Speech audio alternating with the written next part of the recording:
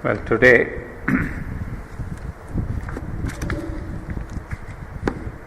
we will take up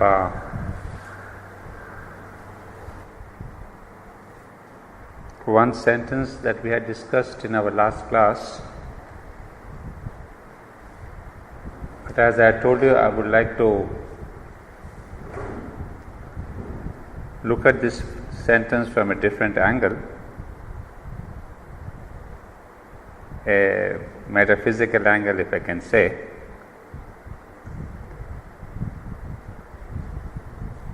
And I have taken the explanation basically from an article by Nulnikanta Gupta,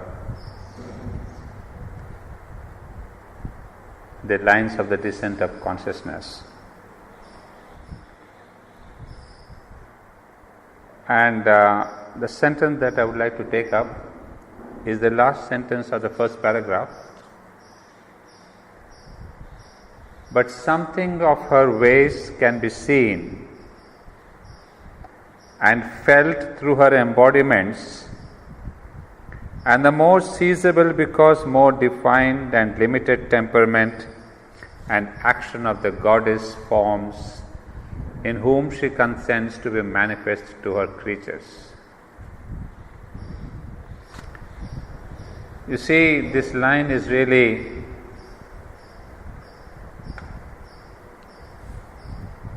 dense with several layers of meaning, because what I would like to focus upon is that she is the Supreme, the Mother, is seizable because more defined and limited temperament and action of the goddess forms in whom she consents to manifest to her creatures. That means there is a kind of a descent of this Mother consciousness, so that she comes closer to the human beings. You see, in her transcendental form, as Sri Aurobindo says, it is difficult to seize even for the quickest mind. So what are the ways that the Supreme Mother, as the Chit Shakti of Satchitananda, comes down in manifestation? And because it's a bit of a complicated issue, I have brought for you some important points. But I have only 11 copies. I don't know how many of you are here. But if two persons can share one, because I'll be there on the board, but still you need to have these details in front of you.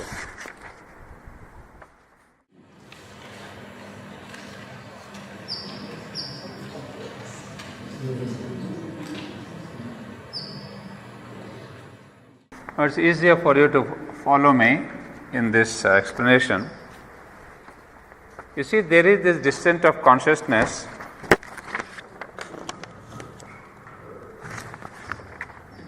There is the descent of the Supreme Mother, the Chit Shakti. But there is a process.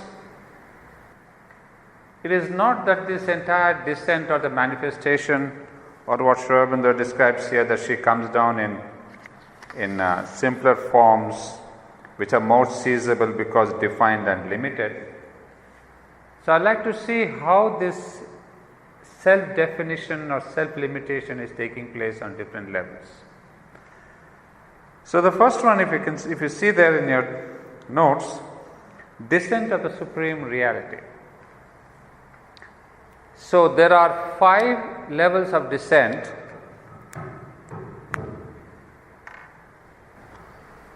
And the first descent is that of the Supreme Reality.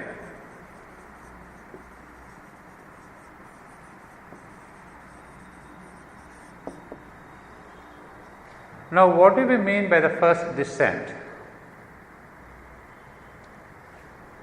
You see,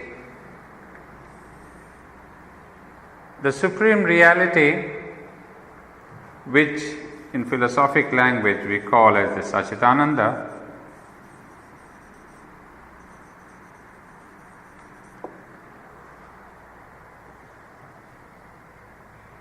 it is first in a state of non-manifestation.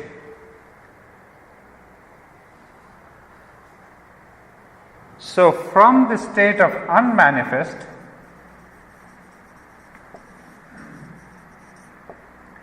it comes to the level of manifestation.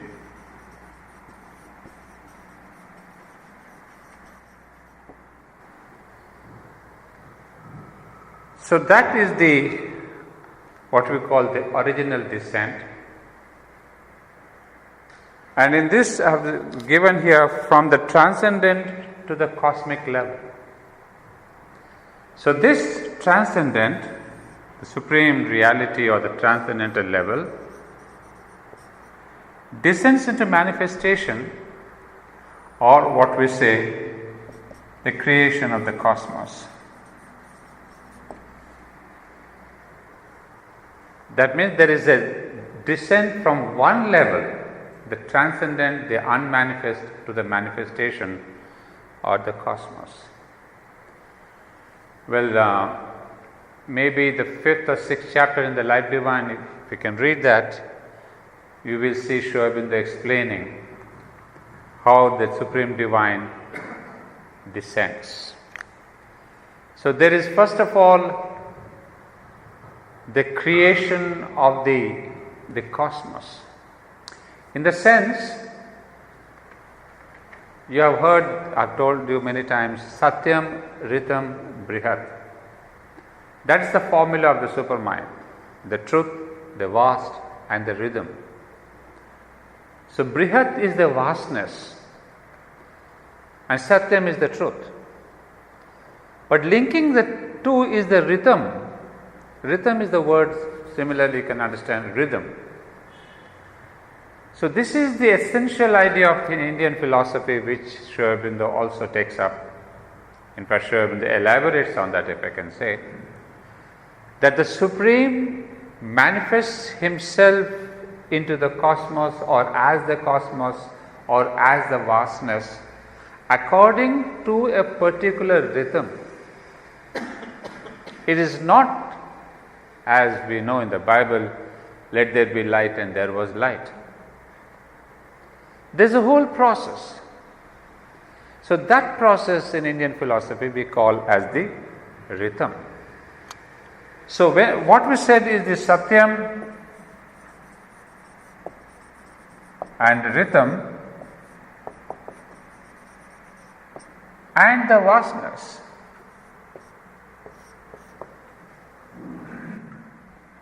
This Brihat. So this truth manifests as the vastness or as the cosmos, according to a particular rhythm.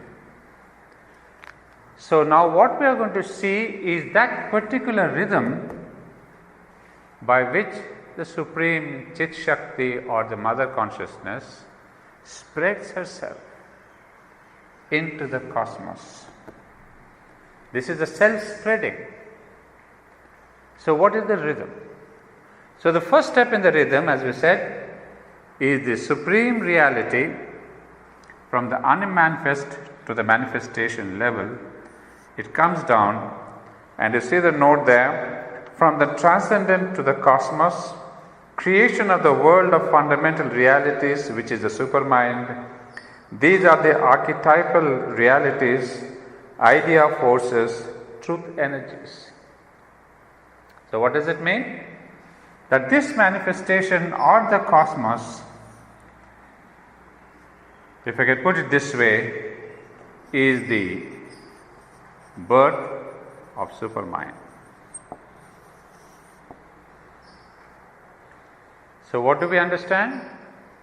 The Satchitanandas, the very first step as cosmos, as vastness, is called the supermind. So therefore we call this as the fundamental or the archetypal energies or worlds. But of course I don't want to get into the details, but between Satchidananda and supermind there are again worlds and beyond. There are other worlds. I had hinted at it last time. But for our present or today's analysis, let us say from Satchidananda we have the supermind. That is why supermind has been named in the Vedas as Satyam, Ritam, Brihat.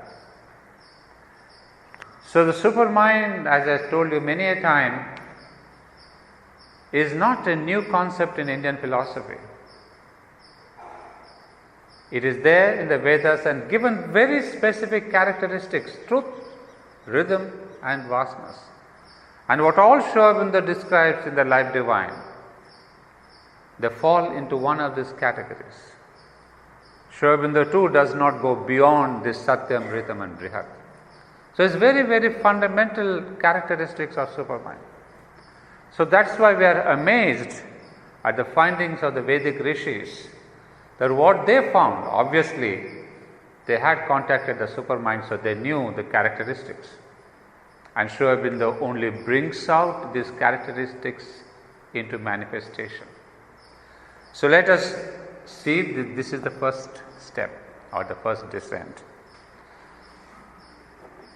Now we come to there is the creation or the descent into supermind.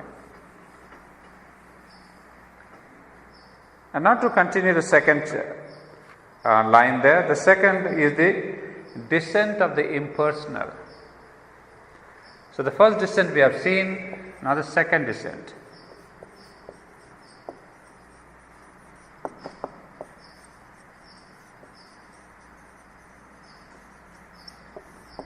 Remember, these words are important: impersonal, descent of the impersonal. What do we understand there? The divine, the drive towards differentiation and multiplication gathers momentum. Process of self-limitation, concretization, ignorance and darkness begin. Appearance of the overmind, beginning of avidya. So what is this happening? Is the descent of the impersonal means there is the consciousness or the Chit Shakti comes down. We have seen the first step is already taken, supermind. And now from supermind the further descent takes place. Because we have talked about it many times, so I will not go into the details, but just as a revision, we can see from the supermind the next level is that of the overmind. And in this overmental level, of course, the next step we know is the illumined mind, the higher mind, and the mind. These are the different steps where the consciousness is coming down, and with each step there are two things that are happening, two or three, whichever way you want to look at it. The first step is self-limitation.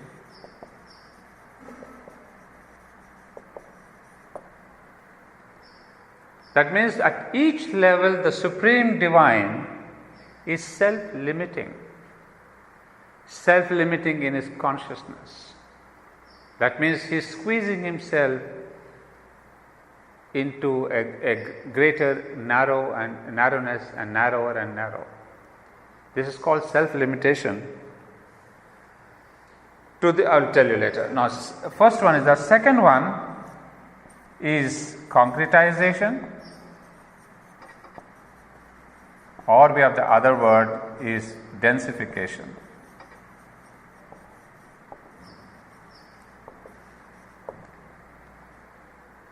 That means again the same thing, with each level of descent there is more and more the consciousness is densifying or concretizing itself, to the extent that when it comes to the level of matter, it is absolutely dense, and with this density comes darkness, and with this density and darkness there is incapacity. Because you can imagine, limitation goes to such an extent that you become incapacitated. So there is a beautiful chapter in the Life Divine, which really, the title itself will tell you the whole meaning. Death, desire and incapacity. Incapacity. Death, desire and incapacity. So, you can see the whole process of death is itself based on incapacity. So, if death is the result of incapacity, and Sri Aurobindo would say even the desire is itself basically because of this incapacity that has come down in the process of evolution. So, if that is the reason of death and desire, first there is incapacity, that leads to desire, and desire leads to death. Ask Buddha, ask Jainism, everybody says the same thing. So, what Sri Aurobindo has added is this incapacity of the consciousness which has resulted in the death, in desire. So, this is the process of second descent, where there is no personality included. It's just the consciousness which is going one step down. Each time there is a limitation, ending up with incapacity, ending up in darkness, ending up in absolute density. And this density is so very absolute that Sri Aurobindo would call that as atomic Brahman. That means the division is absolutely atomic, completely dense, and you know nowadays we have found out what is within and inside an atom too. It is purely the nuclei that are there. It's there in a dense form. Of course, there's also there. Atom is not that dense. 80% of the atom is pure space. So when we think that this is matter is dense, we really question how dense is it. Because even matter which we think is really the solid, concrete, impenetrable, you get into the atomic level, is 80% space and hollowness. However, that's the second step. We'll come back to that a little later, but let me go through the whole process. That's the second one. Now comes the question of the third descent. You will see there the personal. Now this is a very interesting phase.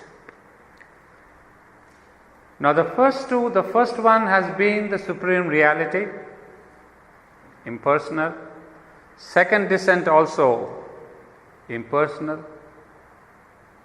Now there is the third descent of the person, of the personal, not personal, but the person.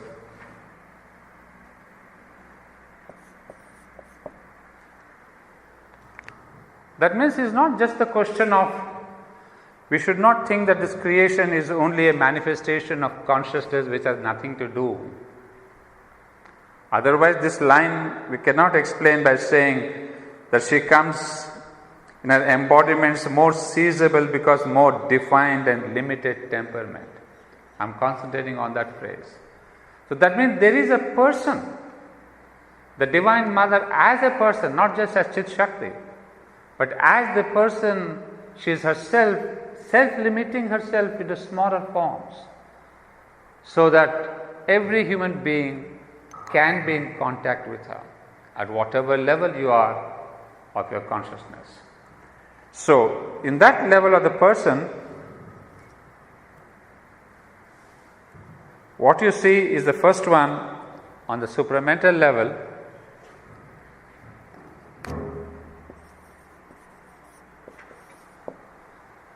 We have discussed this already. We will discuss this in greater detail when we come to the second part of the paragraph or the chapter.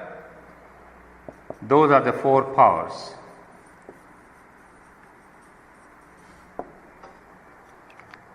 So you see, at the supramental level, there is not only just a consciousness, there is a chit, but there is also the Shakti. It is the Shakti which starts now taking forms. We have seen the Chit Shakti. So the Chit is that first and second is the Chit. But the third descent is taking place by the aspect of Shakti, but it does not mean that there is no consciousness. But now Shakti comes forward, and here we see at the supramental level there are the four original powers and aspects which are almost the first extensions of the divine. The very first four powers, and we have discussed that in our last class. Sri Aurobindo uses the same names from the Vaishnava tradition, but he means the same when it comes to, we have read that in detail, Mahavira, who is the God or the principle or the personality of knowledge, wisdom, and we have the female aspect of Maheshwari. So we have both the male and the female aspects, Mahavira and Maheshwari. And we have secondly Balaram. His Indian tradition, we know them as the god and the deity of power. And what Sri Aurobindo calls is Mahakali. Third one, Pradyumna, who is the deity of love and beauty. And the same thing applies to Mahalakshmi. The fourth one, Aniruddha, perfection in work. So is Mahasaraswati. So it's interesting to see that there are four male and four female aspects of the divine there. But what you have to remember is that these powers belong to the supramental level. Although in India we have been worshipping Mahalakshmi and Mahasaraswati and Maheshwari and Mahakali, we have not caught them on the level of the supermind. We have brought them onto the level of the overmind, because these supramental deities have been sort of brought forth only by the mother in this incarnation of hers. Before that, the mother, the Supreme Shakti, was acting through the overhead gods and the goddesses. So let's not think that because we have Durga Puja is the same Mahakali. We have the Lakshmi Puja and the Saraswati Puja in India, but they are not the same thing. They are the radiations, reflections, or diminished powers of the supramental gods. So I'm telling this because some of you Indians may confuse that we have already known them. It's not true. Second level is the overmental. Of course, you see the note there. On the overmental level, it is the abode of gods, all the gods that you have in the whole world, be it Greece or China or Egypt or India. All gods belong to this overmental level. And here what's happening is they are harmoniously hold different worlds. That means all these gods and goddesses, they belong to different worlds, they supervise upon different worlds, but there's still a great harmony and the sense of unity. You see, they do not, of course we have in Indian mythology and I've seen in Greek mythology, a lot of gods and goddesses quarrel with each other. That is, we have kind of humanized them. We have brought back human jealousies and human compassions and human problems onto the level of the gods. But gods themselves do not come down to this human level, but we would like to have all these human problems, reflected on them, because we want to go closer, thinking, no, Mahalakshmi also has the same problem of jealousy. Apollo and Diana, they have the same problem of their jealousy. That's only to think that we can go closer, but let's not get into that era. Now, next one, this is, I must say, an addition strictly by the mother. She has, of course, not fully brought in the concept of formater. In India, we have a word, we call them Dhyanamurtis. So it's not a new concept, but into Sri Aurobindo's philosophy, the word formater doesn't come in the Life Divine, but it's the mother who brought in her classes. So now in the philosophy of integral philosophy, we include formater as one level, that is between overmind and mind. They give form to what the overmental gods have created. So now this formater or the Dhyanamurtis are the straight guardians. It is like Varuna and Agni, they have created the world, leaving behind a viceroy to take care. So these formaters are those viceroys or persons in charge of the world. So they do not have much power to wield, but they are in charge on behalf of a particular god. Next comes the mental level. We have the abode of gods.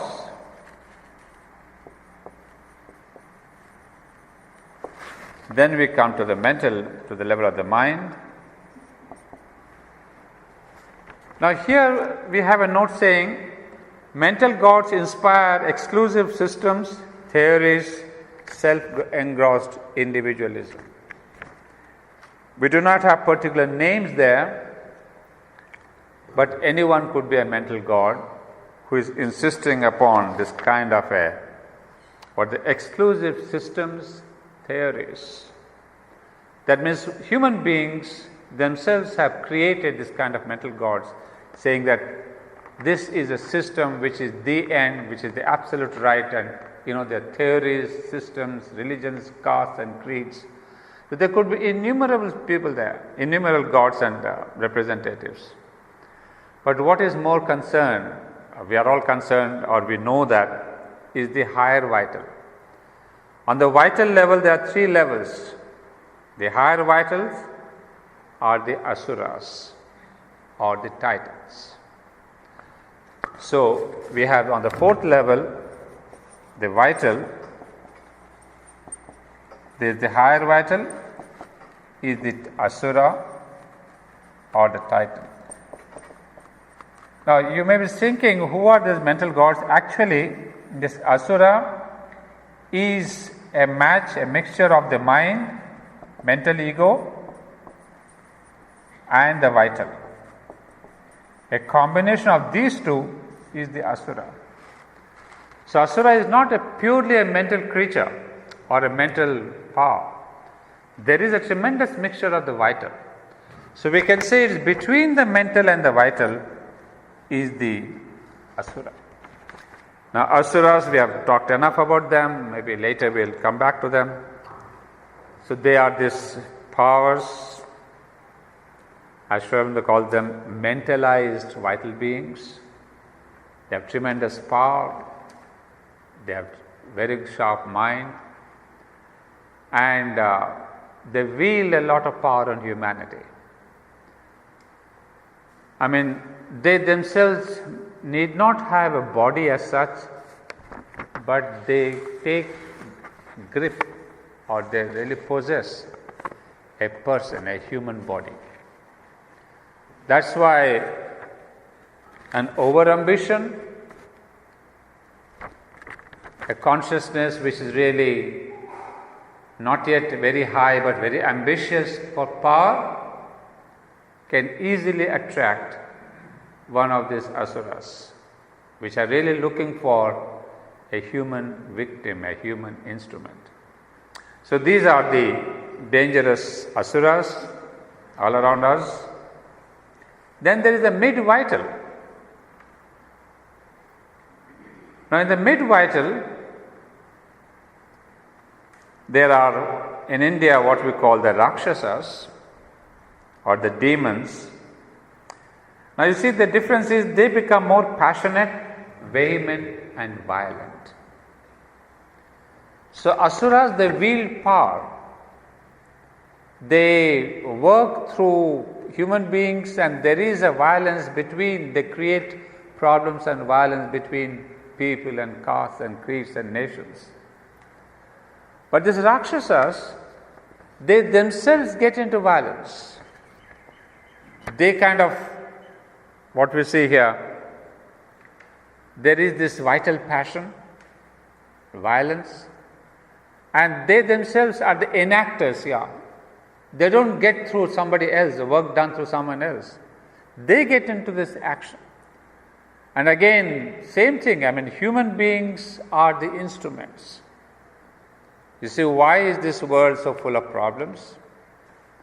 Because we become often the victims and instruments of either titans or these Rakshasas. So it is not as we have in Indian mythology, we have one Rakshasa and two Rakshasa. It is a Rakshasa is a power, is a vital power, which captures a human being and makes him into such a passionate, violent human being. So you may not know why the person has become so very violent suddenly. That's because some power has possessed him. Now we have the other one. Of course, here you can see, interestingly, in the mid-vital there is also the guardian angels, Gandharvas, seraphs. So where are these angels and Gandharvas that we see? Gandharvas is our Indian mythology and philosophy. These are the beings of music, art and sculpture, especially of music, Gandharva Loka. So this world of the angels and the Gandharvas belongs to this mid-vital region. And now in the lower vital, there is lust and cruelty and dirt and filth. And these are called in India the Pisachas, or in Pisacha, or we have the ghosts and the ghouls. So that's the kind of the lowest level where we see this power has come down. And what's interesting, you see, is the same power again. You see, we have seen is the descent of the Shakti, which is coming down. And you see, coming down, we have already seen, it is the process of self-limitation, process of darkness, and process where there is complete ignorance. So, what these four powers have and what this Pisacha or the Rakshasa have, you can see there is a downfall of consciousness. And at the same time, there is a downfall of the power. And this we have said many a time, that power and consciousness are, they go hand in hand. The higher the consciousness, the higher the power. So in the same process, if you see here, as they descend, there is a self-limitation of consciousness, so there is a self-limitation of power also. So what the Pisachas and what the Rakshasas can do is much lesser than what these powers or the Superman can do. Because of the level of consciousness, they have greater power. And because of the level of this vital level and the whatever the higher vital and the mid vital and the lower vital. So all this is lowering of consciousness. So obviously there is a lowering of power. And very interestingly, the last level is that of the matter, where matter and the vital meet. These are the vampires, the imps, the gnomes, and on the good side, even the fairies.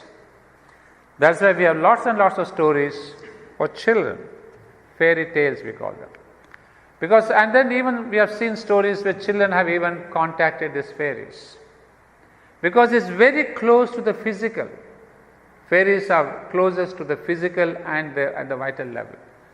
So they can be seen, they can be contacted. You don't need a very high consciousness for that because they are very close to earth. So this fairyland is something that comes very close to us. But at the same time, on the bad side, the vital side, the Rakshasa side, we have all these vampires, the bloodsuckers, the imps, and then we have the fairies. So that is the level of the third descent. Now what do we see here? That these four great powers, which are really there to transform, to help the world, have again taken lower and lower forms. Because again the human consciousness belongs to all these levels. Some are on the over mental level, some are on the mental level, some are on the vital level, some are on the lower vital level. So it is as if the divine deity has come to each one on his own level.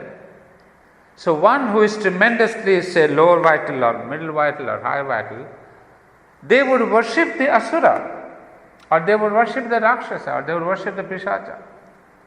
Because they would not worship Lakshmi and Maheshwari and Mahavira. Because they say, no, I am closer to this goddess, because of their own level of consciousness.